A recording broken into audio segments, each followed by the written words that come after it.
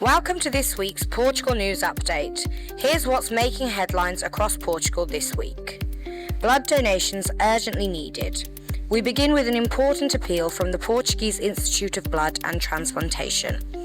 Health authorities are asking people to donate blood before or during the summer holidays, as blood reserves have fallen below safe levels, particularly for A positive, A negative, O positive, and O negative blood types.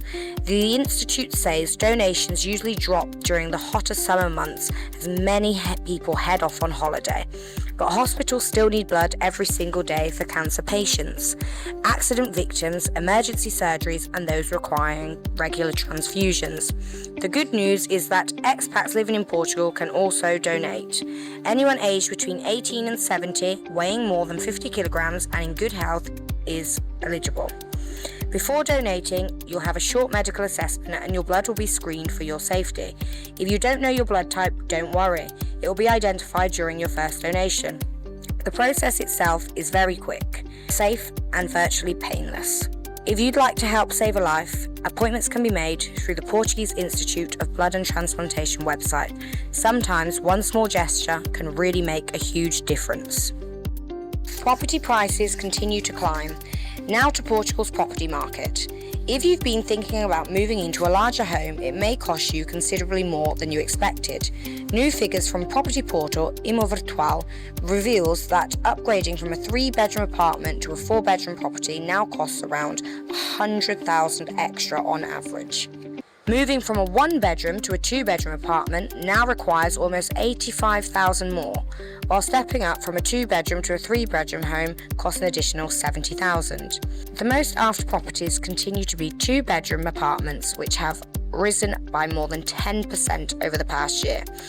Average asking prices now stand at approximately 240,000 for a 1-bedroom apartment, 325,000 for a 2-bedroom, 390,000 for a 3-bedroom, and almost €500,000 for a 4-bedroom property. Although Lisbon remains Portugal's most expensive city, prices there have actually fallen slightly over the past year. Meanwhile, the Algarve has experienced one of the strongest increases, with apartment prices rising by around 17%.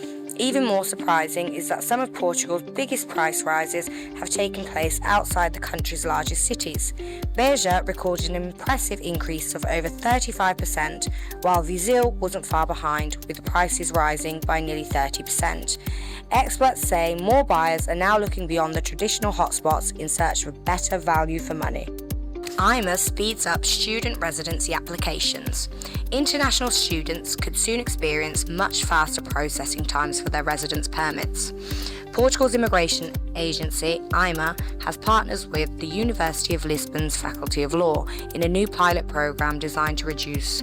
Instead of waiting months, or in some cases years, for documentation, students should now receive their residence permits within just 30 days. The Faculty of Law was chosen because around a quarter of its students come from overseas. Initially, the scheme covers students applying for their first residence permit renewal, but if successful, it could be expanded across other universities. Officials hope all eligible students will have their documents processed before the next academic year begins in September. The move comes after increasing criticism over lengthy delays affecting international students, many of whom have struggled with visa renewals and residency paperwork. Education leaders hope the project marks the beginning of a faster, more efficient immigration system. European travel changes delayed. If you're planning holidays across Europe over the next couple of years, there's some good news. The European Union has once again delayed the introduction of its new ETIAS travel authorization system. ETIAS will eventually require travellers from countries such as the UK, the United States, Canada and Australia to apply online before visiting most Schengen countries, including Portugal. However, the system can't begin until another border control program. The entry-exit system is fully operational. That rollout has also been postponed. As a result, ETIAS is now unlikely to become compulsory until sometime in 2027. When introduced, most applications are expected to be approved within minutes. The permit will normally remain valid for 3 years and cost around €20, although children and adults over 70 will not have to pay. For now, though, travel to Portugal continues exactly as it does today, provided visitors meet the existing passport requirements. Portuguese scientists make breakthrough on Mars.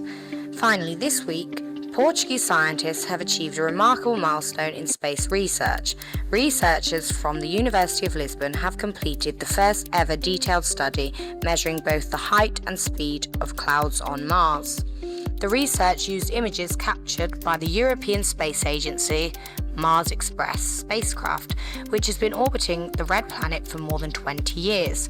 Although Martian clouds are incredibly difficult to observe, studying them helps scientists understand how energy moves through the planet's atmosphere. This information could prove invaluable if humans eventually travel to Mars. Lead researcher Francisco Brazil says understanding the Martian atmosphere will help future spacecraft make safer and smoother landings. The research has now been published in the respected Journal of Geophysical Research, Planets. With both NASA and China hoping to send astronauts to Mars during the 2030s, discoveries like this are bringing humanity one step closer to setting foot on another planet.